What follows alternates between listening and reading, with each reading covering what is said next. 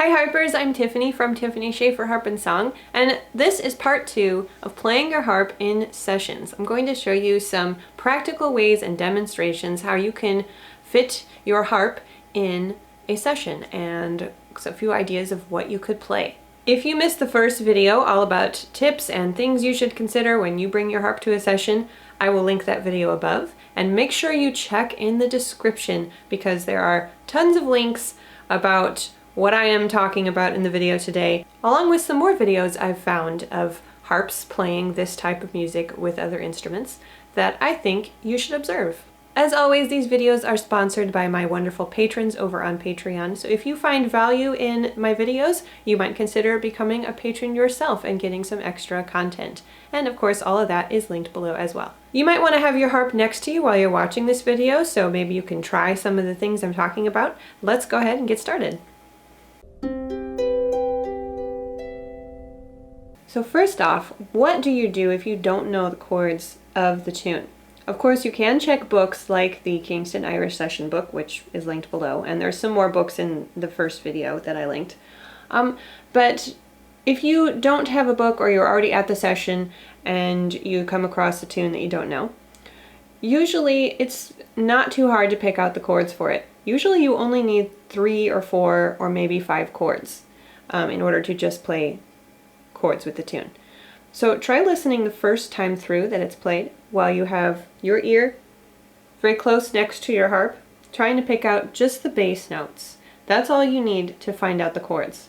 Now I'm going to be using scale degree numbers of the chords in order to describe this. So if you're in the key of G, 1 is G, 2 is A, 3 is B, and so on.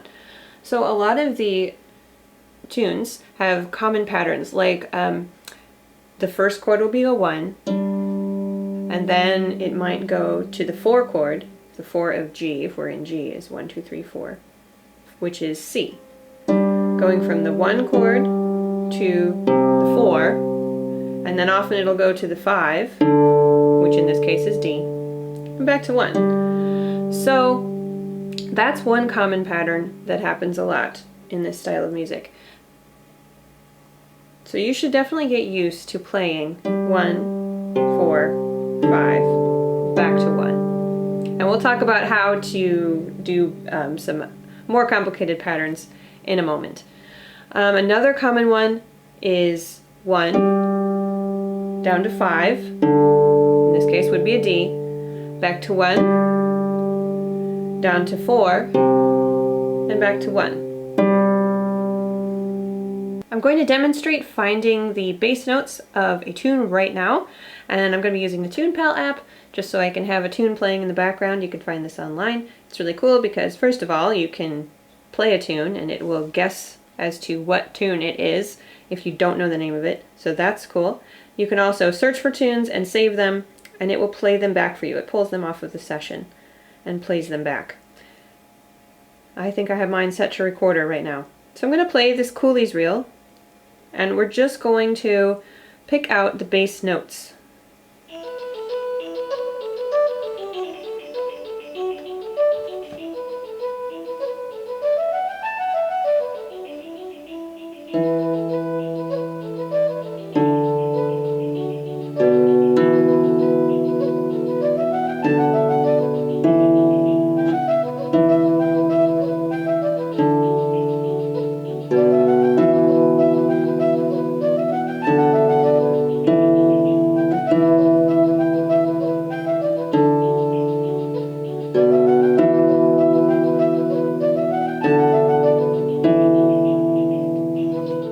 So if you're in a session and you hear a tune like that being played and you're not sure what the chords are, as long as you can hear what the bass note is for the very first chord, and we'll tell you what key it's in probably.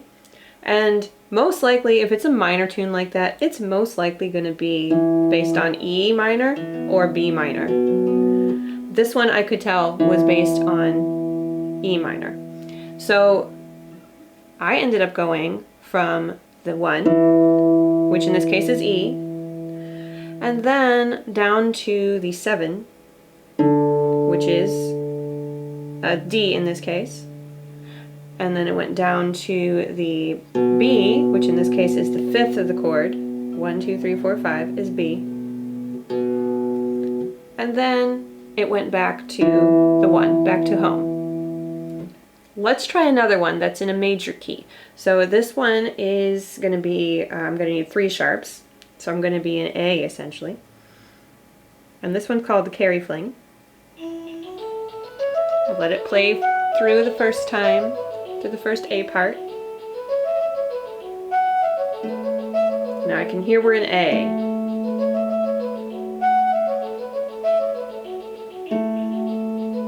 If you just need to stay there for a while, that's fine.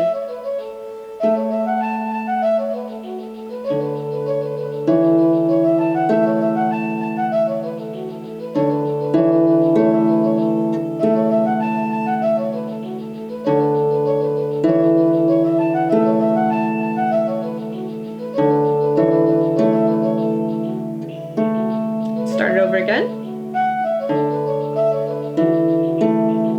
I'll be playing around with these 3 chords a lot, I can tell.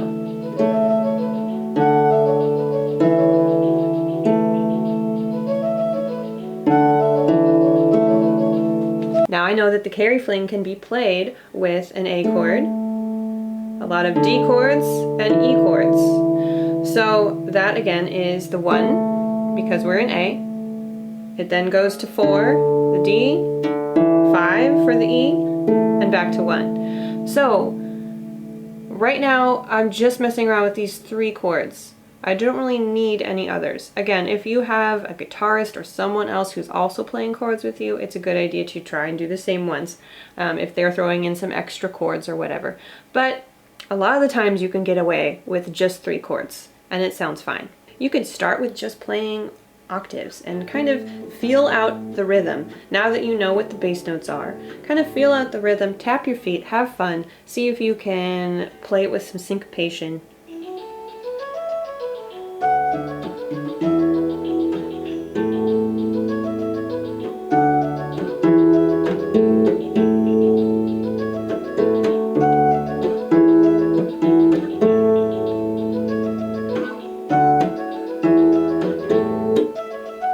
So what I suggest you do is find a comfortable hand pattern for you and for your level, and get used to hopping around to those 3 main chords of different keys.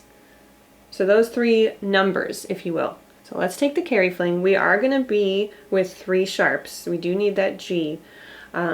So let's try this pattern here. Let's try a 1, 5, 8 in the left hand.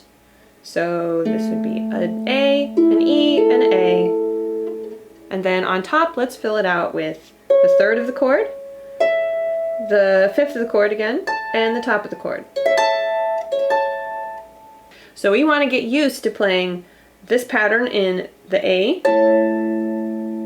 We want to get used to jumping down to the 4th of this key, which is D, same pattern. And then we want to get used to jumping up to the 5th, 1 string up, and then going back to the home key.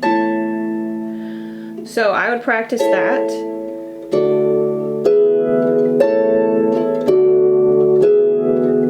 Until you can pretty much find it without thinking about it. Once you're used to that, you can try something like this.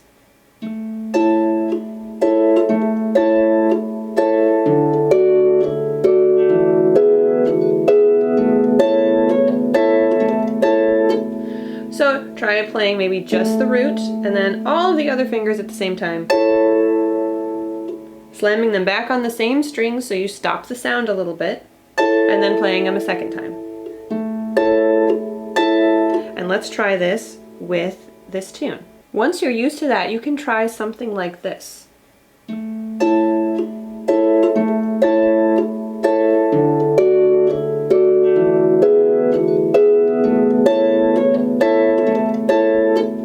So try playing maybe just the root and then all of the other fingers at the same time. Slamming them back on the same string so you stop the sound a little bit, and then playing them a second time. And let's try this with this tune.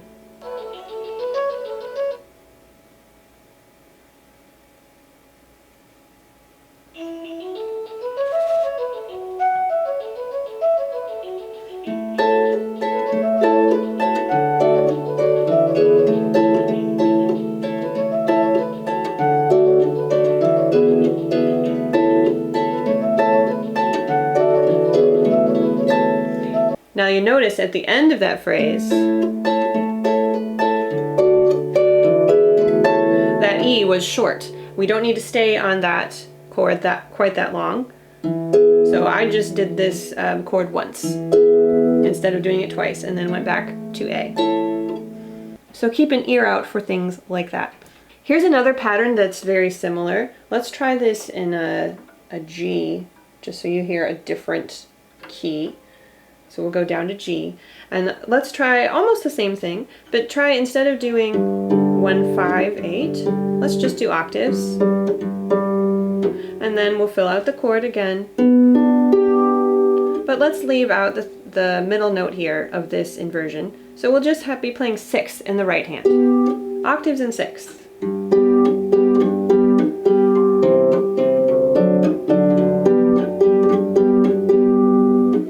Another thing you might try to change it up a little bit is try adding the second of your chord. So maybe instead of just playing these notes, you might add in the case of an A chord, a B, which is just the second note of the chord.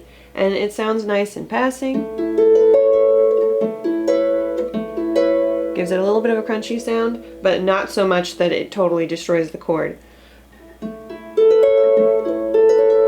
And instead of doing a rhythm like this, you might try spreading out your notes a bit, but making them fit within that same time signature. Anything like that, as long as you're in the same time signature and as long as you're in the same chord. If you have any notes, if you're playing an A chord, any note pretty much within an A chord is fair game. Or even some notes, like I said, like the second, that aren't normally in an A chord. So don't be too worried about hitting the wrong note. Just stay within your chord. Now here's something you can look for whether you're playing the melody or whether you're doing a two-handed backup, and that's walk downs. You can look for these in nearly every tune. Maybe not every tune, but so many tunes, almost the same walk down or walk up will work, because a lot of these have the same chord structure. I'm using Father Kelly's reel now. They usually come at the end of phrases like this.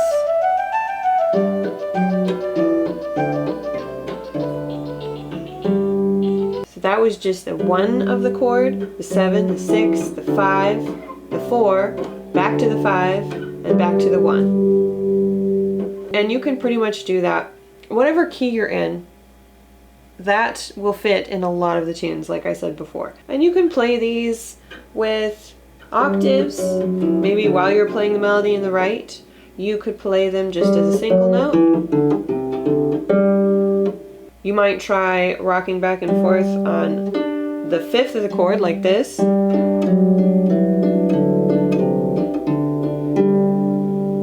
Or you might try something like a 5th in your right hand.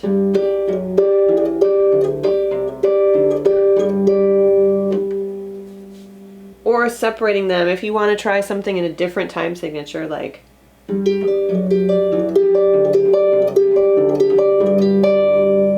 another idea is to do a walk up the scale.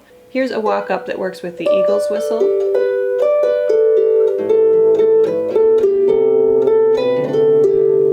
So I would be walking up from an A, B, C, D, and again we're in G.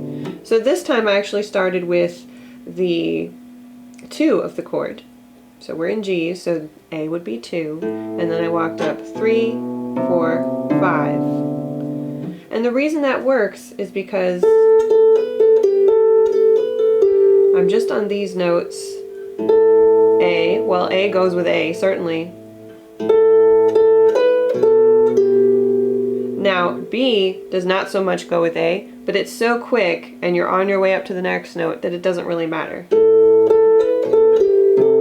There's a C. C definitely goes with A. It's within the same chord.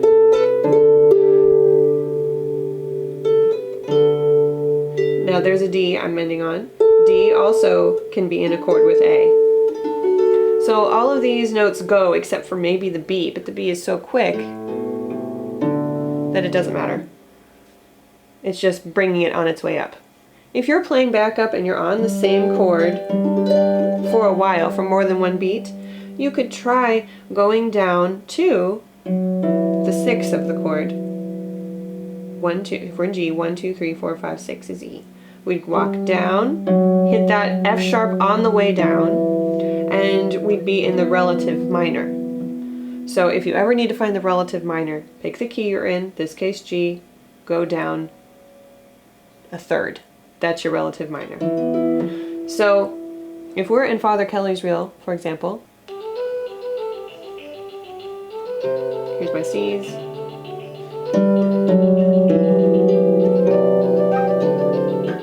You kind of just walk down to that E minor.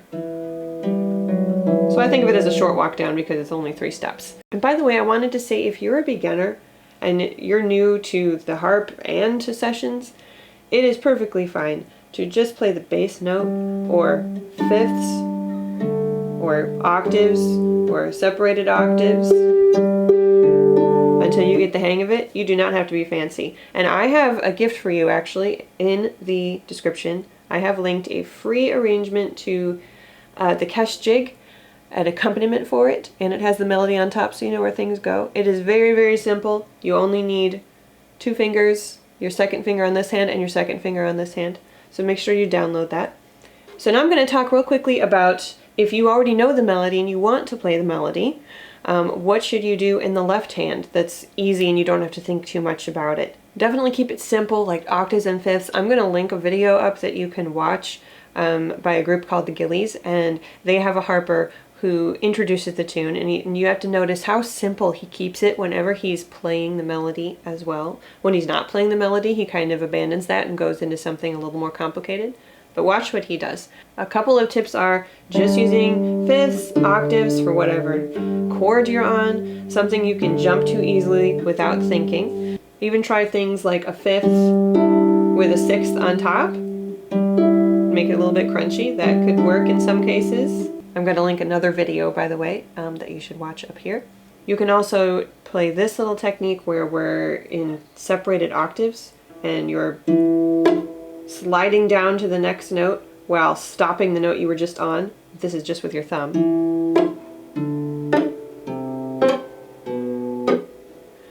That can be something cool.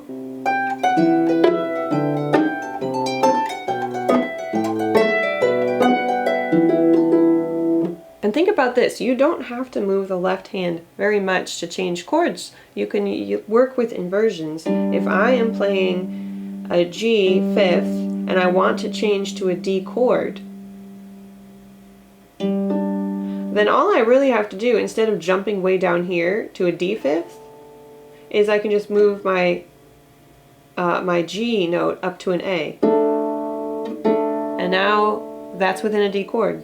All I did was move 1 finger. Going back to D here, the one thing you can do is also take some of those melody notes in the left hand. So I'm taking that D with my left hand because I'm already playing a D chord.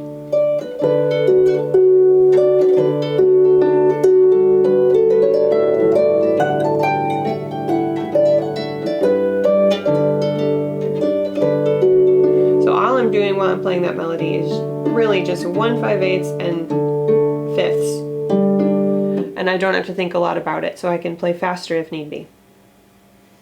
Alright, so if you're in a session, you'll probably be hearing lots of jigs and reels, and definitely some other tune types like hornpipes and slip jigs, but we'll just focus on jigs and reels right now.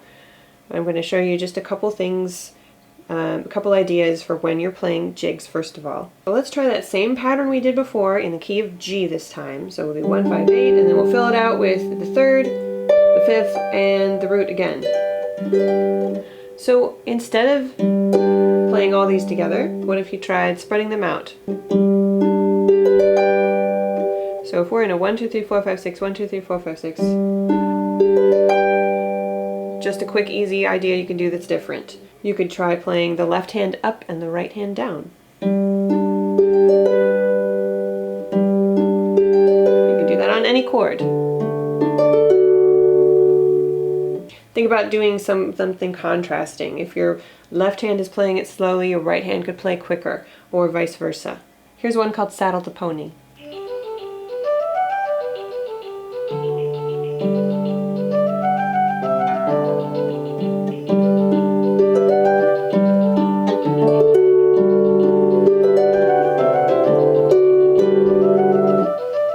quick demo of a reel for you. This one is Cooley's reel. Don't think you have to play on every beat. You could try every couple of beats. So for Cooley's,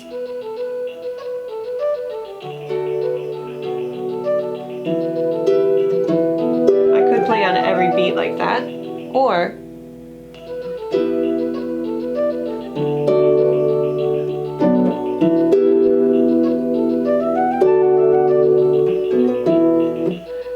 you could just play around with the rhythms and don't worry about being heard on every single beat of the tune. Let's play around again with some of these crunchier chords. Let's try, instead of adding in the 2 of the scale, which in this case would be F, let's try adding in the 4th. So in this case of an E minor, it would be an A, which normally doesn't go in the chord. Let's play it along with a B, which is in the chord.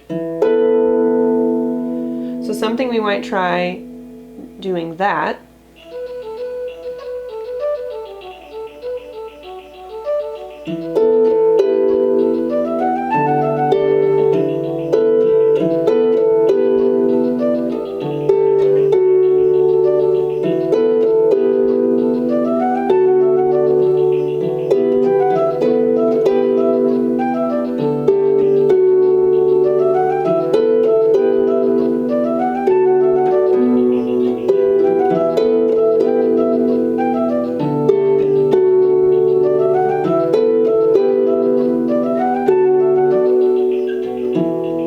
So all I was doing there was taking that 4 along with the 5th of the chord and then resolving it. And then I did the same thing on the next chord. The 4th along with the 5th and then resolving it. You can do the same thing with spreading out your chords on this kind of tune.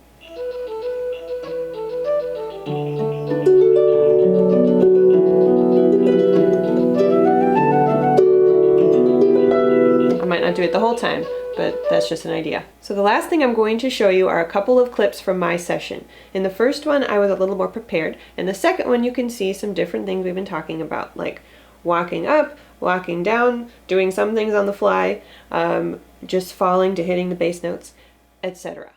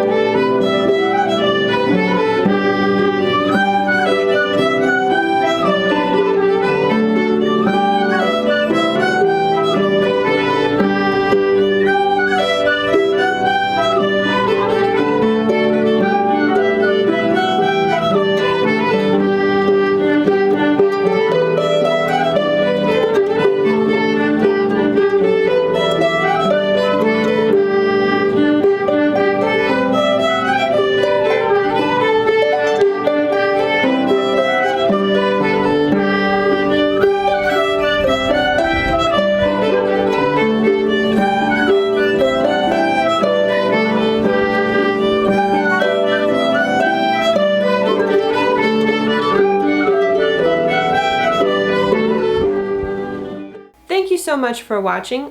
Please leave this video a thumbs up if it was helpful for you. And if you decide to take your harp out to a session and feel like taking a picture or a video, I'd love if you would share it with me and tag me on Instagram at Tiffany Harpist. Here's part 1 again if you missed it.